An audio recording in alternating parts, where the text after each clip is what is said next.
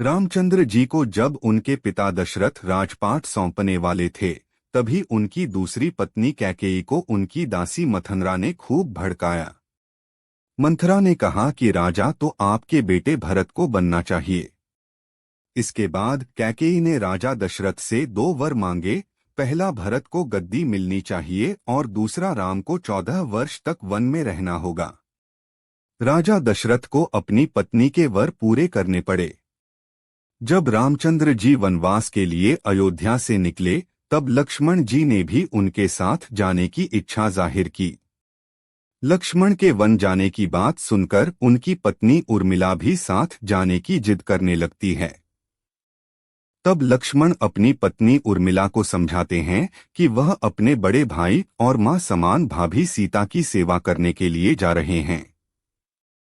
अगर तुम वनवास में साथ चलोगी तो मैं ठीक तरह से सेवा नहीं कर पाऊंगा। लक्ष्मण के सेवा भाव को देखकर उर्मिला साथ जाने की जिद छोड़ देती है और महल में ही रुक जाती है। वन में पहुंचकर लक्ष्मण भगवान राम और सीता के लिए एक कुटिया बनाते हैं। जब राम और सीता कुटिया में विश्राम करते थे, तब लक्ष्मण बाहर पहरेदारी करते थे। वनवास के पहले दिन जब लक्ष्मण पहरेदारी कर रहे थे, तब उनके सामने निद्रा देवी प्रकट हुई। लक्ष्मण ने निद्रा देवी से वरदान मांगा कि वह 14 साल तक निद्रा मुक्त रहना चाहते हैं। निद्रा देवी ने कहा कि तुम्हारे हिस्से की नींद किसी और को लेनी होगी। लक्ष्मण कहते हैं कि उनके हिस्से की नींद उनकी पत्नी को दे दें। इस कारण लक्ष्मण 14 साल तक नहीं सोए और उनकी पत्नी उर्मिला लगातार 14 वर्ष तक सोती रही। 14 वर्ष बाद जब भगवान राम और माता सीता के साथ जब लक्ष्मण अयोध्या वापस आए, तब नींद की अवस्था में रामचंद्र जी के राजतिलक समारोह में उर्मिला भी उपस्थित थी। यह देख लक्ष्मण को हंसी आती है। जब लक्ष्मण से हंसी की वजह पूछी गई, तो उन्होंने निद्रा देवी के वरदान के बारे में सब कुछ बताया। लक्ष्मण ने कहा कि जब मैं उबासी लूंगा, तब उर्मिला की नींद खुलेगी। लक्ष्मण जी की इस बात को सुनकर सभा में मौजूद सभी हंस पड़े। सभी को हंसते देख उर्मिला लज्जावश समारोह से उठकर बाहर चली जाती हैं। हिंदू धर्म कितना पुराना है, कलयुग कब तक रहेगा, जाने। हिंदू धर्म दुनिया का सबसे पुराना धर्म है। इसमें 4 युगों के बारे में बताया गया है, जिसमें अभी आखिरी युग यानी कलयुग चल रहा है। इस युग के अंत में विष्णु जी कल की अवतार में जन्म लेंगे। मान्यता है कि सनातन हिंदू धर्म पूरी दुनिया का सबसे पुराना धर्म है। इससे पहले किसी धर्म के होने का प्रमाण नहीं मिलता। पौराणिक मान्यताओं के अनुसार हिंदू धर्म 90,000 वर्ष पुराना है। हिंदू धर्म को 90,000 वर्ष पुराना बताया जाता है। हिंदू धर्म में सबसे पहले 9057 ईसा पूर्व स्वयंभुव मनु हुए, 6673 ईसा पूर्व में वैवस्वत मनु हुए। पौराणिक मान्यता के अनुसार भगवान श्री राम का जन्म 5114 ईसा पूर्व और श्री कृष्ण का जन्म 3112 ईसा पूर्व बताया जाता है। वहीं वर्तमान शोध के अनुसार हिंदू धर्म को 12 से 15,000 वर्ष पुराना और ज्ञात रूप से लगभग 24,000 वर्ष पुराना माना गया है। हिंदू धर्म के 4 युगों का काल। वेदों के अनुसार हिंदू धर्म में 4 युग सतयुग, त्रेतायुग, द्वापरयुग और कलयुग के बारे में बताया गया है। इसमें सतयुग लगभग 17,28,000 वर्ष पुराना, त्रेतायुग 12,96,000 वर्ष, द्वापरयुग 8,64,000 वर्ष और कलयुग को 4,32,000 वर्ष का बताया गया है। भगवान राम का काल त्रेतायुग का था और श्री कृष्ण द्वापरयुग में जन्मे थे। वर्तमान में कलयुग चल रहा है। कलयुग में कितना समय है शेष? विद्वानों की माने तो कलयुग के 4,32,000 मानव वर्ष में अभी कुछ ही हजार वर्ष बीते हैं। अगर कलयुग समय की आधुनिक गणना की जाए तो इसकी शुरुआत 3120 ईसा पूर्व हुई थी, जब मंगल, बुध, शुक्र, बृहस्पति और शनि 5 ग्रह मेष राशि पर 0 डिग्री पर थे। इसके अनुसार अब तक कलयुग के 3102+20235,125 साल बीत चुके हैं। इस तरह से कलयुग के 4,32,000 साल में 5,125 को घटाने पर 4,26,875 वर्ष शेष रहते हैं। यानी अभी कलयुग खत्म होने में 4,26,875 वर्ष बाकी है। वर्तमान समय को कलयुग का प्रथम चरण कहा जाता है। कैसा होगा कलयुग? धर्म ग्रंथों में कलयुग में धर्म का लोप, बुराइयों और कुरीतियों का बढ़ना आदि जैसे काम बताए गए हैं। इस युग में पृथ्वी पर केवल मनुष्य ही सभी प्राणियों में श्रेष्ठ होता है और देवदानव, यक्ष या गंधर्व नहीं होते। इस युग में अच्छे कर्म करने वालों को देवता तुल्य माना जाता है और बुराई व पापाचारी की तुलना राक्षस से की जाती है। महर्षि वेदव्यास जी ने महाभारत में कलयुग के बारे में भविष्यवाणी करते हुए कहा था कि इस युग में मनुष्यों में वर्ण और आश्रम संबंधी प्रवृत्ति नहीं होगी और वेदों का पालन करने वाले नहीं रह जाएंगे। यहाँ तक कि लोग विवाह के लिए भी गोत्र, जात और धर्म नहीं मानेंगे। शिष्य गुरु के अधीन नहीं होगा। जैसे जैसे कलयुग का समय बीतता जाएगा, घोर कलयुग आता जाएगा। कलयुग में विष्णुजी लेंगे कल की अवतार। संसार में जब जब अनाचार, दुराचार और अत्याचार बढ़ा है, उसे समाप्त करने और संसार को बचाने के लिए भगवान विष्णु ने अवतार लिए हैं। भगवान विष्णु के 10 अवतारों के बारे में बताया जाता है, जिसमें कल की 10वां और अंतिम अवतार है। कलयुग में जब पाप का आतंक चरम पर पहुंच जाएगा, तब भगवान विष्णु कल की अवतार लेंगे। इस अवतार में वह संभल नामक स्थान और विष्णुईशा नामक व्यक्ति के घर सावन महीने के शुक्ल पक्ष की पंचमी तिथि को जन्म लेंगे। इस अवतार में वे देवदत्त घोड़े पर सवार होकर पापियों का नाश करेंगे और दुनिया में फिर से भयातंक खत्म होकर सतयुग की स्थापना होगी।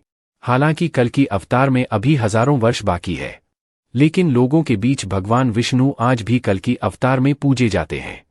जब भगवान शिव ने क्रोधित होकर दिया था मां पार्वती को कठोर श्राप, चलो जानते हैं।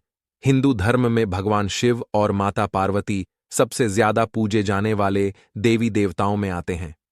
माना जाता है माता पार्वती ने अनेकों कष्ट सहते हुए 108 जन्मों तक कठोर तपस्या करके भगवान शिव को पति के रूप में पाया था। मान्यता के अनुसार अखंड सुहाग और पति की लंबी उम्र के लिए माता पार्वती का व्रत किया जाता है और माता पार्वती के साथ भगवान शिव की पूजा की जाती है। भगवान शिव और माता पार्वती की जोड़ी अगाध प्रेम का प्रतीक और आदर्श जोड़ी मानी जाती है।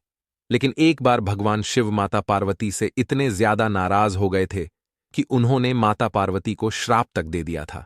आइए जानते हैं ये पौराणिक कथा।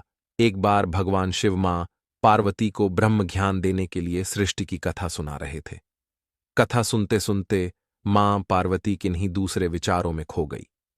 जैसे ही भगवान शिव को इस बात का एहसास हुआ कि मां पार्वती उनकी बातों पर ध्यान नहीं दे रही है, तब उन्होंने मां पार्वती से पूछा कि क्या आप मेरे द्वारा सुनाई जा रही कथा को सुन रही हैं? लेकिन मां पार्वती कहीं और खोई हुई थी, इसलिए उन्होंने भगवान शिव के सवाल का कोई उत्तर नहीं दिया।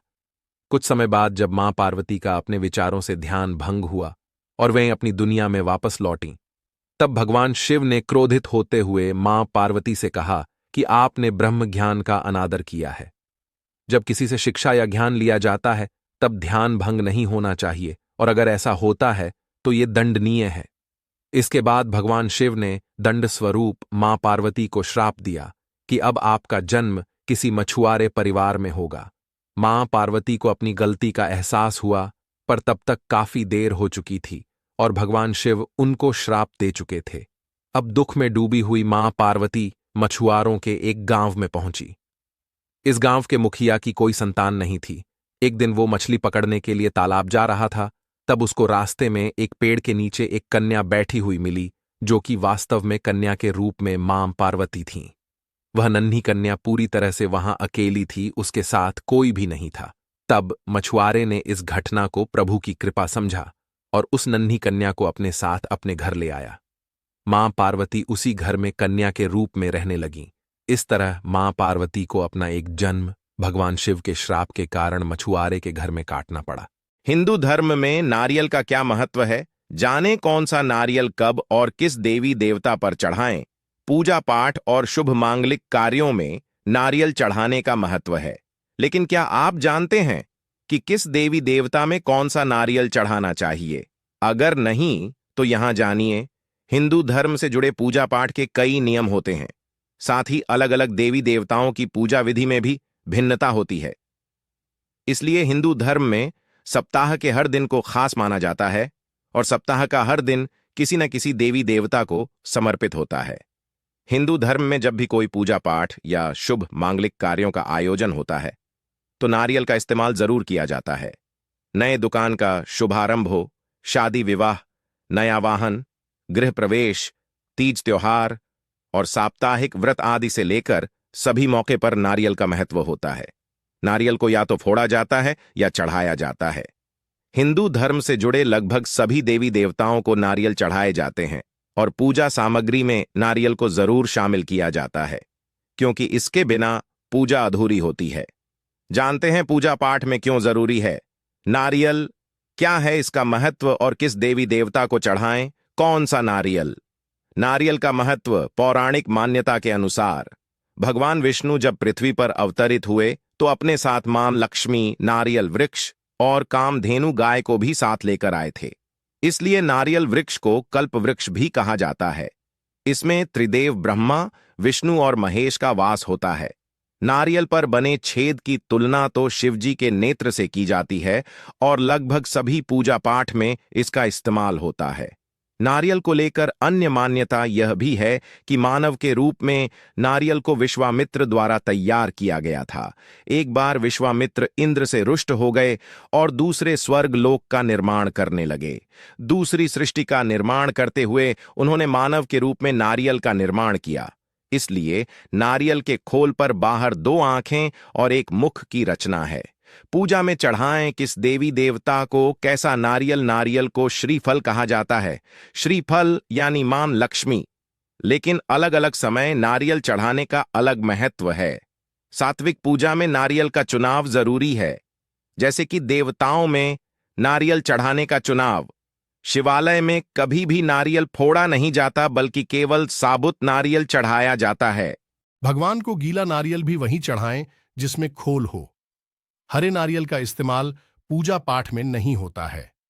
इसका इस्तेमाल केवल पेय पदार्थ के रूप में होता है। बाबा भैरव को जब नारियल अर्पित करते हैं तो इसे फोड़ा जाता है और इसके बीच में करफूल, काली मिर्च और लौंग आदि या जो भी हम प्रसाद चढ़ाते हैं उसे डाला जाता है।